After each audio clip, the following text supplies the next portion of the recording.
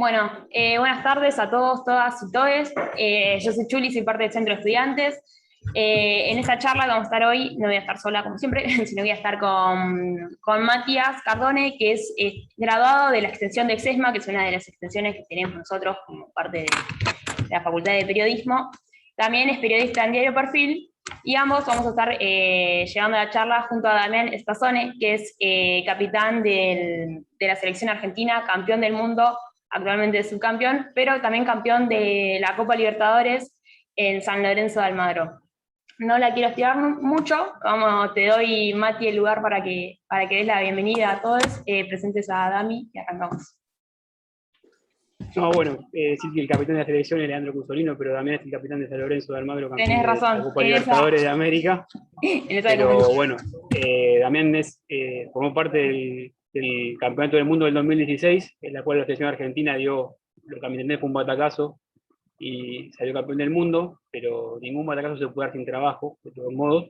De eso va a ir, creo que, una de las primeras preguntas. Y nada, espero que lo disfruten porque también esto va con una presión personal. Lo conozco a Damián por una relación que tenemos vía mi hermano, y es una persona que para mí, como deportista, rompe el molde, va más allá, piensa el deporte un poco más allá de lo que puede pensar cualquiera, y ojalá lo disfruten tanto como disfruto yo cada vez que charlo con él. Bueno, Dami, primero gracias por estar acá, y él está en Italia ahora jugando, y gracias por prestarte a charlar con los compañeros.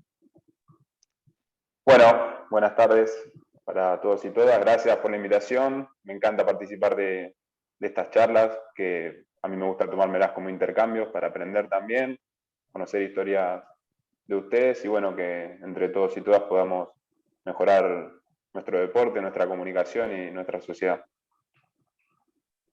Dami, empiezo por algo personal, por tu año, este año, el 2021. Pensaba que, bueno, la Copa Libertadores con San Lorenzo, el Mundial, irte de San Lorenzo a Italia, ¿es el más intenso de tu carrera este año? ¿Lo evaluás así o tuviste años más intensos? Sí, puede ser el más intenso de mi carrera. La verdad que no hice todavía la comparación o el repaso, pero creo que después de atravesar una pandemia, volver a competir en torneos tan importantes y que se acumularon en tan poco tiempo, sí te genera mucho estrés, no solo desde la parte física, que el futsal, al ser un deporte que todavía está en desarrollo, a veces se juegan torneos en muy poco tiempo y juegas muchos partidos juntos, pero no solo desde la parte física, sino también desde la parte mental. Creo que el deporte del alto rendimiento te lleva a situaciones límite, desde la concentración, desde el estrés, desde los nervios, que juegan mucho, que influyen mucho en lo físico y en lo mental. Así que sí creo que haber pasado por todas estas situaciones, por todos estos torneos, me generó un poco de cansancio, estoy la realidad un poco quemado, pero bueno, estamos acostumbrados, nuestro deporte es así y hay que seguir para adelante. Ya tuviste una experiencia en Italia anterior y volvés casi 10 años después, si mal no entiendo. Nada, ¿cómo viene esa adaptación y cómo te venís sintiendo? Sí, estuve en el 2011, 2012 y 2013 acá en Italia. Volví para Argentina, a San Lorenzo, hice todos esos años en San Lorenzo y ahora volví para acá, para Italia. Son dos situaciones distintas. En el 2011, cuando me fui, mi intención era buscar crecer en el deporte. En ese momento el futsal en Argentina todavía no estaba tan desarrollado y el nivel en Italia era mucho mejor, y sobre todo porque nos daba la posibilidad de vivir del deporte. Acá el futsal en Italia y en varios países de Europa es profesional, entonces vivimos de esto, y en ese momento en Argentina no. Pero ahora la situación fue distinta. Yo en Argentina vivo del deporte, vivía del deporte como un montón de mis compañeros, y la decisión de irme fue más por una cuestión personal, porque creía que necesitaba nuevos objetivos. En San Lorenzo habían sido años muy lindos, pero también muy desgastantes, y necesitaba parar un poco, cambiar un poco de aire, buscar nuevos objetivos, y esa es la principal diferencia de lo que me pasó hace 10 años. Bueno, llevándote un poco al Mundial, pensaba esto, que en 2016 no iban como candidatos, pero ahora iban a un Mundial como campeones del mundo, con esa chapa. ¿Lo sentiste más pesado? ¿Sentiste una mochila que llevaban o lo jugaron igual que en 2016? No, para mí no es una mochila. Para mí es una responsabilidad que me parece que es algo positivo, porque prefiero siempre jugar por algo importante o que haya atrás un montón de gente que nos siga, que nos apoye, antes que ir a un torneo a pasear o a especular. Nosotros sabíamos que a partir de haber sido campeones del mundo en 2016 íbamos a tener un montón de gente nueva mirándonos, un montón de medios que nos iban a cubrir por primera vez, un montón de chicos y chicas que empezaron a jugar el futsal quizás después de lo que pasó en el Mundial del 2016 y que ahora querían verlo ya con otra edad, a ver qué pasa con el futsal, estos son los campeones del mundo. Y para nosotros eso siempre fue una motivación, porque en un deporte que está en desarrollo, nosotros lo que reclamamos, más allá de nuestras condiciones individuales, de tener mejores sueldos, de tener mejores condiciones como profesionales, lo que reclamamos es que nuestro deporte crezca, que tenga más visibilidad, que cada vez más chicos y chicas lo practiquen, que haya más posibilidad para entrenadores y entrenadoras. Entonces, tener la posibilidad de jugar un mundial que se transmita en vivo por la televisión pública y que si nos va bien eso puede ayudar al desarrollo del deporte, para nosotros es una motivación, no es una presión. Y además porque nosotros también ya estamos acostumbrados a que el deporte, a veces podés hacer todo lo que está a tu alcance y por ahí la pelota pega en el palo y sale y quedas afuera, sobre todo en un mundial que es eliminación directa. Y en un deporte como el nuestro que es se define a veces por detalles muy chiquitos. Entonces, teniendo en claro eso y sabiendo que nosotros habíamos hecho todo lo que estaba a nuestro alcance desde la pandemia, porque en la pandemia todos nos tuvimos que adaptar y entrar en nuestras casas, pero sobre todo desde la preparación para el Mundial. Nosotros viajamos casi 30 a 35 días antes al Mundial a hacer la preparación en Europa, y eso es muy desgastante también. Entonces habíamos hecho todo lo que estaba a nuestro alcance. Después, si las cosas no salían, íbamos a estar tranquilos. Y la realidad es que las cosas terminaron saliendo, nos acompañó la suerte, un poco, como siempre tiene que pasar, y más allá del dolor de no haber podido salir campeones del mundo y que se nos escape una final por tan poquito, después tuvimos el consuelo de saber que en Argentina un montón de gente se había enganchado con la selección, que había visto los partidos, y que eso ayuda a que el futsal de a poco siga creciendo. Y en ese crecimiento que hablas del futsal, de la disciplina, ¿cuánto tiene que ver Diego Justosi, a tu entender? Diego Justosi fue el entrenador que empezó a trabajar en la selección en el 2014 y cambió el paradigma, cambió la forma de entrenar. Nosotros en Argentina todavía nos falta un montón de cosas para estar a la altura de las potencias, que son España, Portugal, Brasil, Rusia. Y siempre lo que nos pasaba es que decíamos, es imposible que nosotros podamos competir contra estos monstruos teniendo una liga que todavía no es tan competitiva, teniendo la mayoría de los jugadores que laburan todo el día y después se van a entrenar a las 8 de la noche, no teniendo la misma infraestructura que tienen ellos, los mismos presupuestos, todo eso, como que nosotros un poco nos servía de excusa para decir, bueno, vamos a jugar con Brasil y perdemos, y es normal que perdamos, y ellos son jugadores profesionales que cobran un montón de guita, que tienen a los mejores profesionales alrededor y nosotros no. Y Diego Justosi lo que hizo fue transformar todo eso que pasaba, en lugar de utilizarlo como excusa, empezar a utilizarlo como motivación, diciendo, bueno, nosotros vamos a tratar de que, a pesar de tener todas esas cosas en contra, demostrarle a todo el mundo del futsal que igual le podemos competir igual.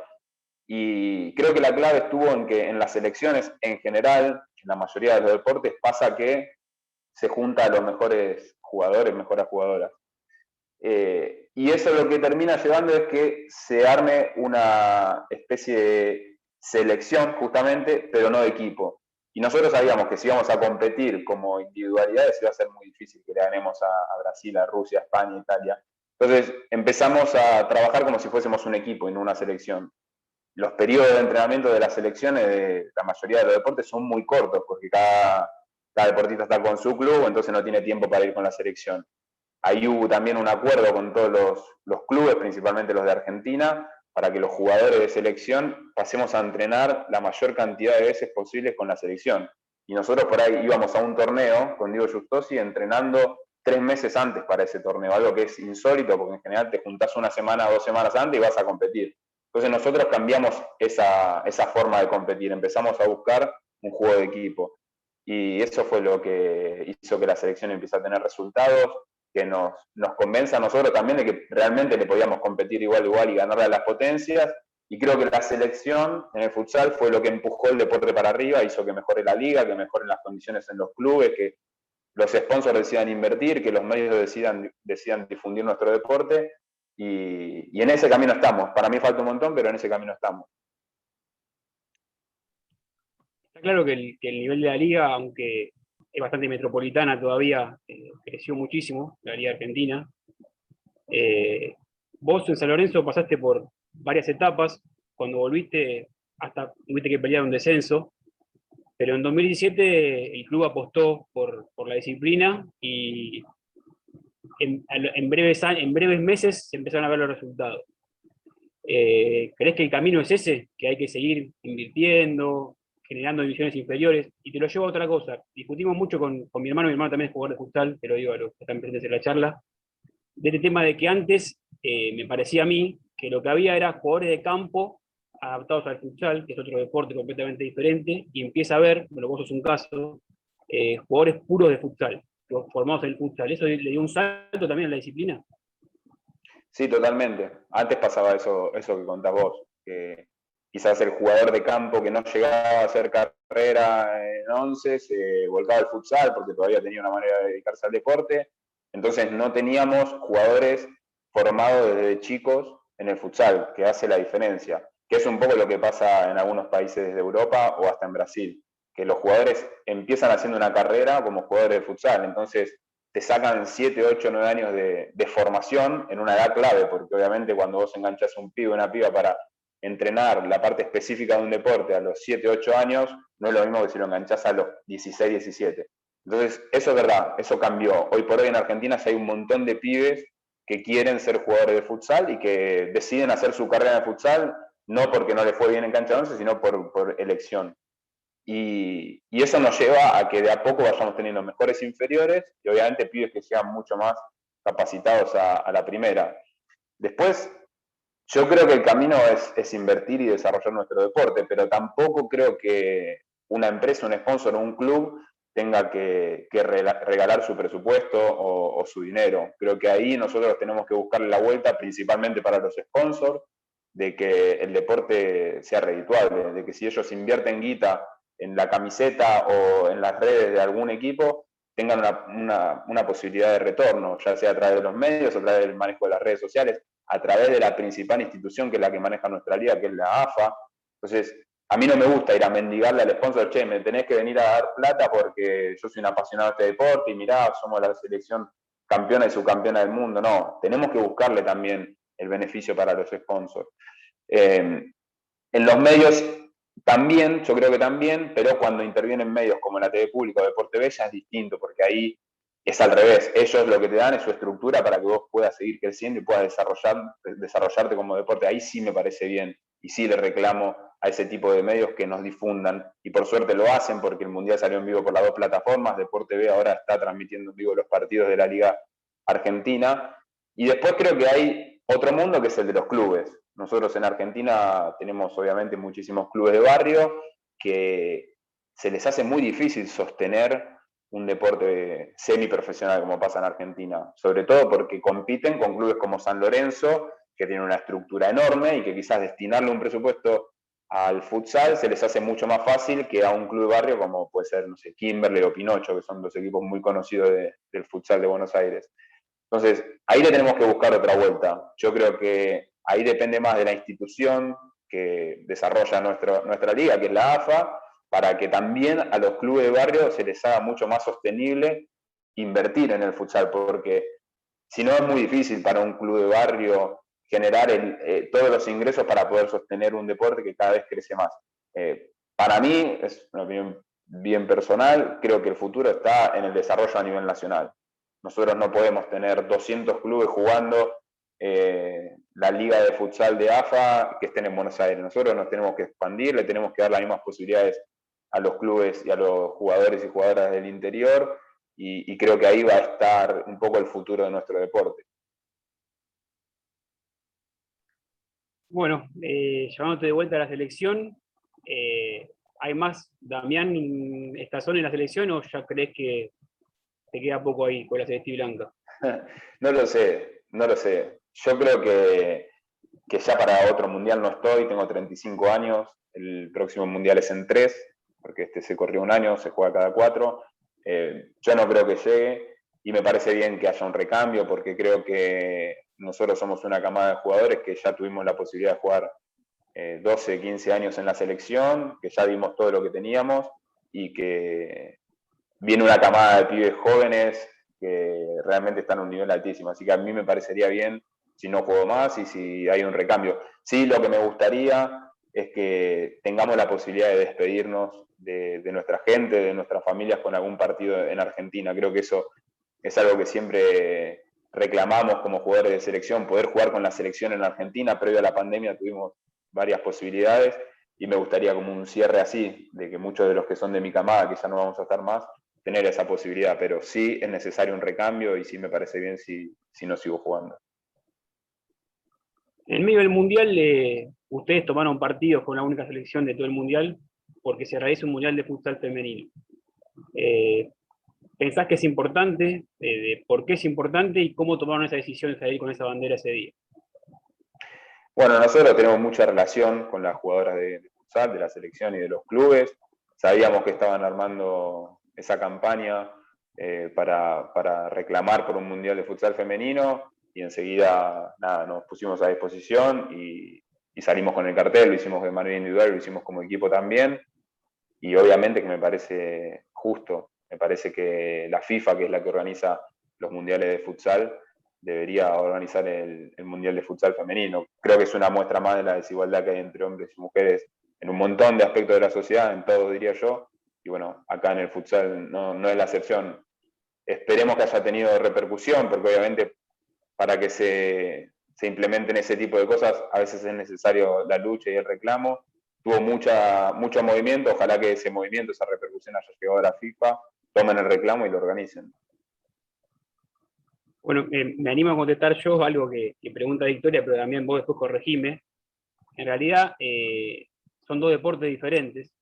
Algún día estamos hablando con Felipe un seminario sobre futsal en algún momento, así también lo voy a explicar. Uno llama fútbol de salón y otro futsal, tienen algunas diferencias, digamos, de reglamento, que sería medio trillado explicarlas acá, pero bueno, es eso lo que preguntaba acá la compañera. Te toco un poquito más el corazón, Dami, y te llevo a Boedo. Muchos dicen este tema de la vuelta y todo, y yo a veces, sabiendo desde adentro cómo fue un poco, tiendo a pensar que San Lorenzo ya volvió a Boedo, porque desde que hicieron el Pando, salieron campeón de básquet, de vóley femenino, de futsal. ¿Cuánto influyó esa vuelta en el equipo, en los logros que tuvieron ustedes, en el sentido de pertenencia a ese lugar? Vos que sos hincha aparte. Sí, yo soy medio enfermo de San Lorenzo, así que nada, lo vivo de manera muy especial. Todos estos años que jugué en San Lorenzo, lo viví de manera muy especial y encima fueron años muy importantes para la Vuelta a Boedo. Yo creo que la Vuelta a Boedo, para poner quizás un poco en tema a quien no conoce bien de qué hablamos, es un reclamo que San Lorenzo viene haciendo para que le devuelvan los terrenos, que eso ya se concretó, que fueron robados en la época de la dictadura. Cacciatore, que era el intendente de Buenos Aires en ese momento, le sacó la cancha a San Lorenzo. En teoría había una propuesta porque ahí se tenían que abrir las calles. La cancha del viejo gasómetro en ese momento ocupaba obviamente varias manzanas, entonces había calles que estaban interrumpidas por el viejo gasómetro. En teoría lo que se quería hacer era volver a abrir esas calles, nunca pasó, se terminó haciendo un negociado con una multinacional, San Lorenzo perdió sus terrenos y a partir de la lucha genuina de un montón de hinchas, se empezó a reclamar desde hace un montón de años, se fueron aprobando distintas leyes y finalmente San Lorenzo volvió a tener posesión de los terrenos este año y puede volver a construir su estadio.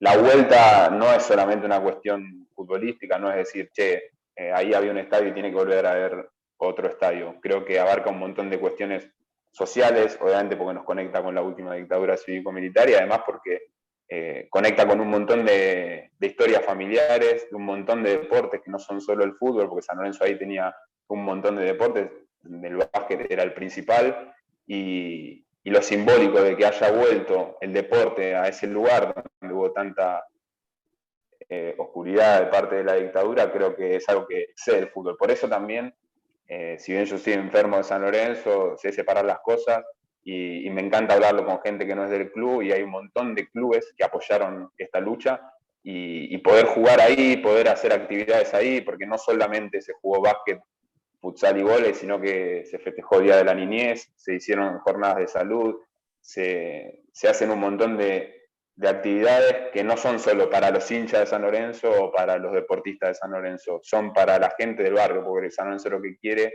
es volver a tener vida social, no solamente fútbol ahí, para beneficiar al barrio como pasaba en esa época. Obviamente adaptándolo a las necesidades actuales, pero en definitiva con una vida social y deportiva como merece Boedo.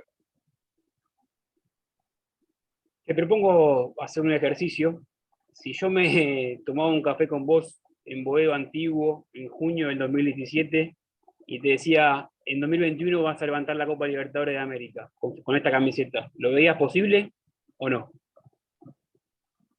En 2017 puede ser que sí, porque arrancaba un proyecto que iba también en relación con esto, porque el Polideportivo Roberto Pando, que se inauguró ahí en esos terrenos de San Lorenzo, fue en el 2016 que se inauguró, y ya había también una decisión política del club de tener deportes fuertes para que la gente se enganche con esos deportes, vaya a verlo y vuelva a ver esta vida social que decíamos antes. Entonces, yo sabía que la idea era tener un equipo competitivo y se podía dar. Pero bueno, obviamente de ahí a que pase era muy difícil, pero yo tenía esa esperanza y ese sueño. ¿Y cuánto de la Copa Libertadores que jugaron en Boedo les sirvió como experiencia para afrontar este torneo que ganaron? Muchísimo, porque nosotros, el 2017 arranca este proyecto fuerte, el 2018 ganamos varios torneos, por salir campeones de la liga clasificamos a la Libertadores del año siguiente, y San Lorenzo lo organiza. Entonces nosotros teníamos una ilusión terrible de que íbamos a jugar la Libertadores con un equipo preparado para ganarla y encima la jugábamos de local. Y todo el entorno del club nos daba como candidatos y prácticamente nos venía a ver como esperando llegar a la final y que saliéramos campeones. Y nosotros quedamos afuera en cuarto de final con un equipo de Perú que no es de los equipos más fuertes, porque los equipos más fuertes en el futsal son los de Brasil y Paraguay, y fue como una especie de, no sé si de fracaso, de derrota, de frustración, pero creo que ahí empezamos también a ganar la Libertadores que terminamos ganando este año, porque yo creo que en el deporte las derrotas tienen dos maneras de asimilarse, o por lo menos dos de las más claras son generando todo tipo de quilombo, diciendo que la culpa o es del entrenador, o es del árbitro, o de un rival, o de los hinchas, o de un compañero, o asumiendo que hicimos cosas mal, que fallamos, haciendo autocrítica, y eso fue lo que hicimos. Yo siempre cuento la anécdota que nosotros en la Libertadores de futsal se juega, vos quedás eliminado, pero se definen todos los puestos, tenés que definir el cuarto y el quinto, el sexto, el séptimo, todo. Entonces al otro día volvíamos a jugar porque teníamos que definir en qué posición de la clasificación quedábamos.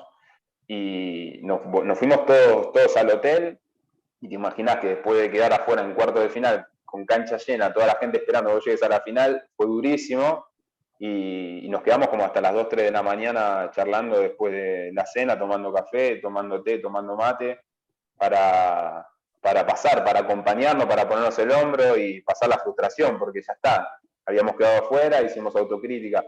Y esa unión de grupo, esa unión como persona fue también lo que nos llevó a pasar un montón de momentos difíciles que vinieron después y que nos llevaron a construirnos mucho mejor como equipo, porque yo estoy convencido que en el deporte no es solamente la parte física, técnica, táctica, sino que también hay una parte muy importante de lo que es la mentalidad, de lo que son las emociones, los sentimientos.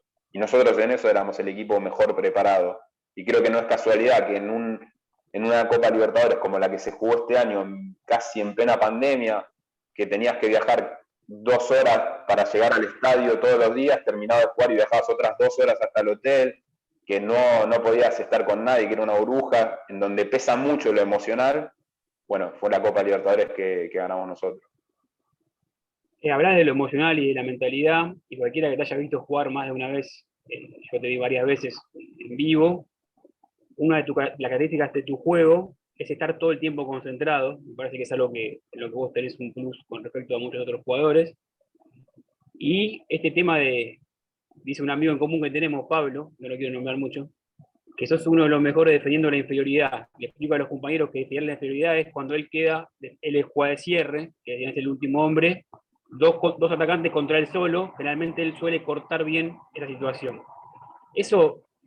Esa mentalidad, ¿la entrenaste, te preparás, es algo intrínseco tuyo que está en vos? ¿Cómo lo manejaste? Yo, no sé, quien está en la charla que no me vio jugar, me considero un poco burro. La realidad es que no tengo mucha técnica individual y soy consciente de mis limitaciones, soy consciente de las cosas que ya no puedo mejorar, porque para mí siempre se puede mejorar, siempre hay que entrenar para tratar de mejorar, pero creo que la técnica es algo que muchas veces es más difícil agarrarlo de grande que agarrarlo de chico. Y yo soy justamente de una generación en la que no me formé en el futsal. Yo hice papi fútbol hasta los 13 años. Entonces hay un montón de cosas que me costó incorporar o que quizás no fue por formación, fue por capacidad que tengo de por sí, de que no me da. Entonces lo que decidí siempre es hacerme fuerte en otras cosas. Físicamente trato de estar siempre al 100%, mentalmente también, y trato de estudiar y de estar bien preparado en toda la parte táctica. Entonces, eso que decís vos es una de las cosas para mí más importantes en nuestro deporte, porque se juega 4 contra 4 en una cancha de 40 por 20. Todo el tiempo se están dando situaciones o que encaran a un jugador y se genera un 3 contra 2, o un 3 contra 1, o un 4 contra 3, o estás atacando, perdés la pelota y te atacan a vos.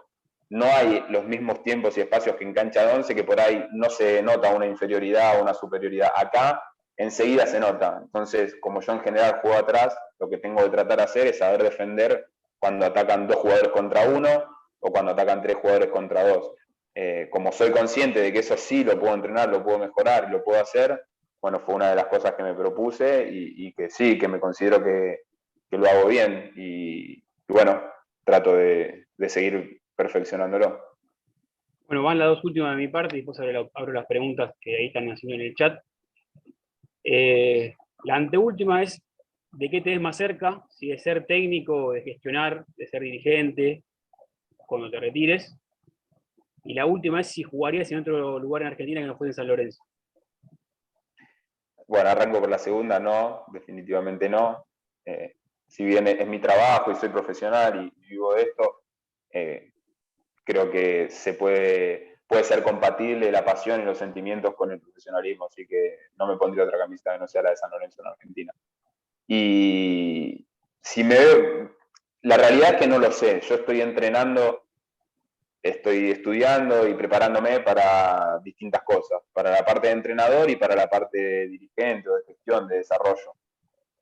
Me encantaría trabajar en el desarrollo de mi deporte, me encantaría, pero también soy consciente que cuando estás acostumbrado al alto rendimiento, a la emoción, a la adrenalina, a los nervios que se generan jugando este tipo de partidos o de torneos, es muy difícil para un deportista perderlo de un día para el otro.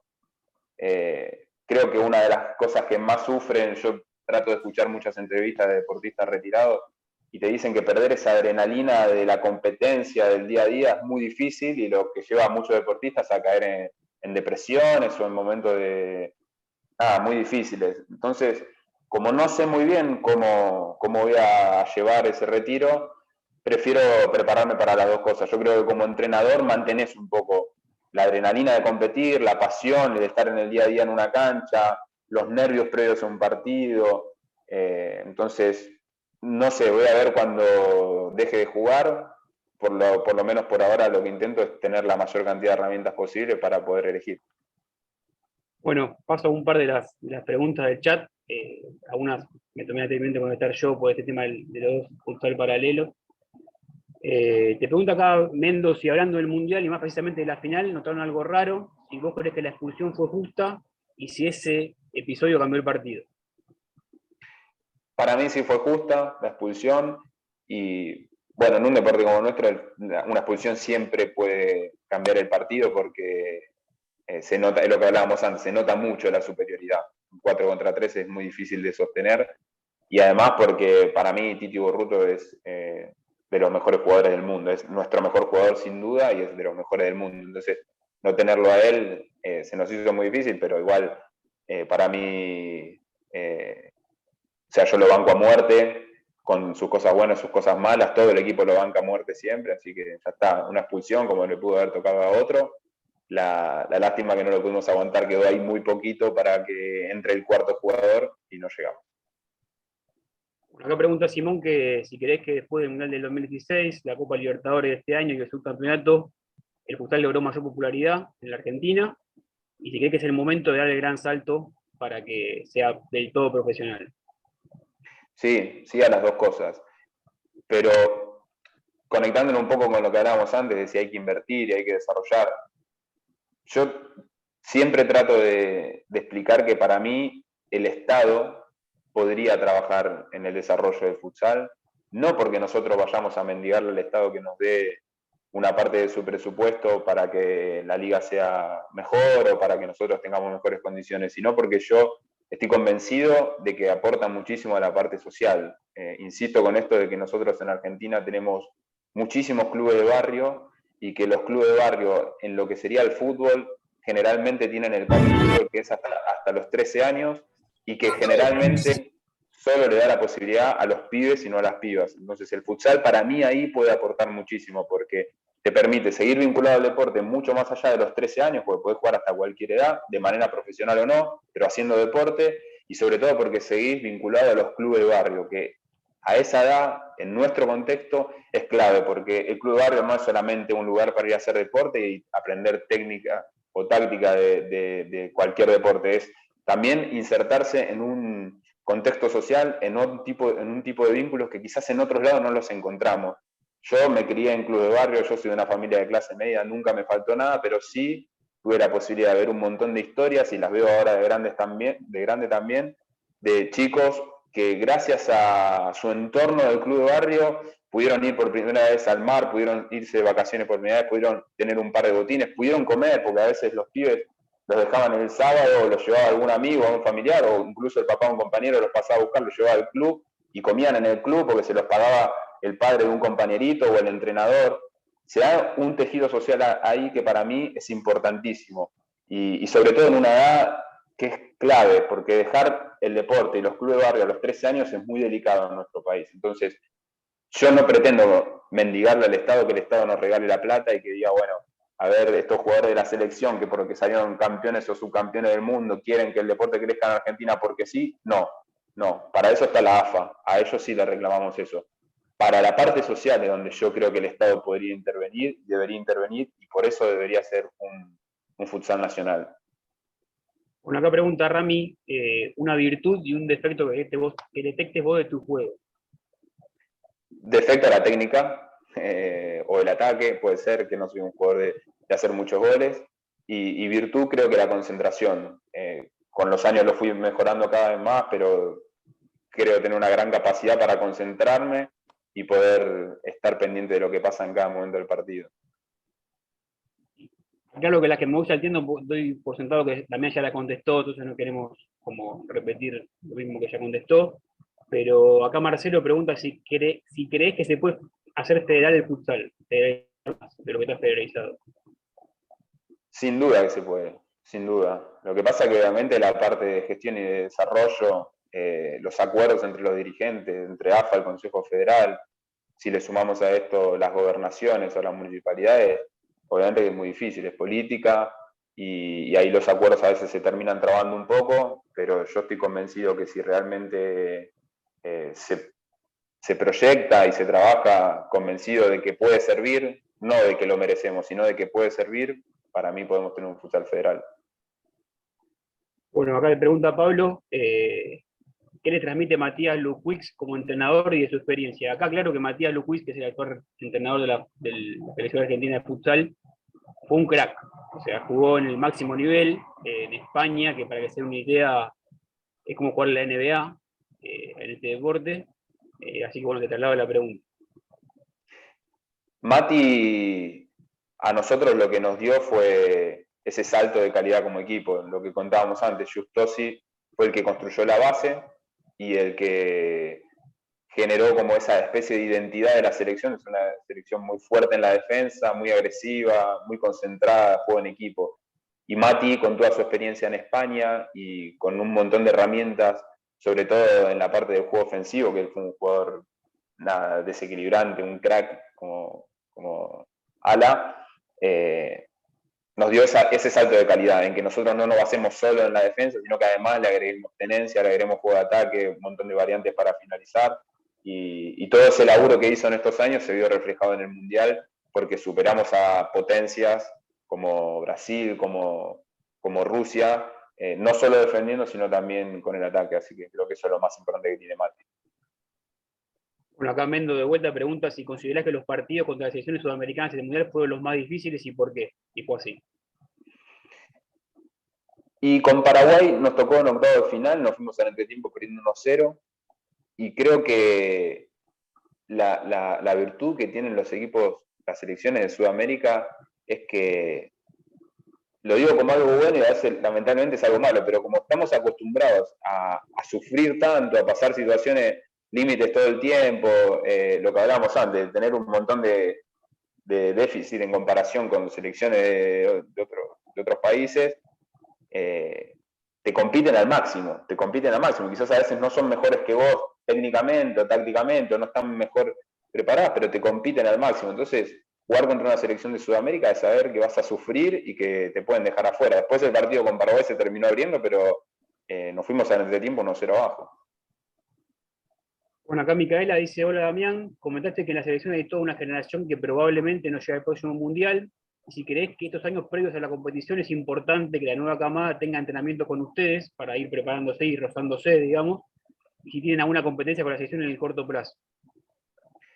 Sí, para mí es clave eso, pero nosotros en la camada actual, ya un poco el recambio del 2016 a este Mundial se hizo, entonces yo hablo de los que, yo soy categoría 86, somos muchos, somos 86, 85, 87, que quizás esos son los que no lleguemos al próximo Mundial.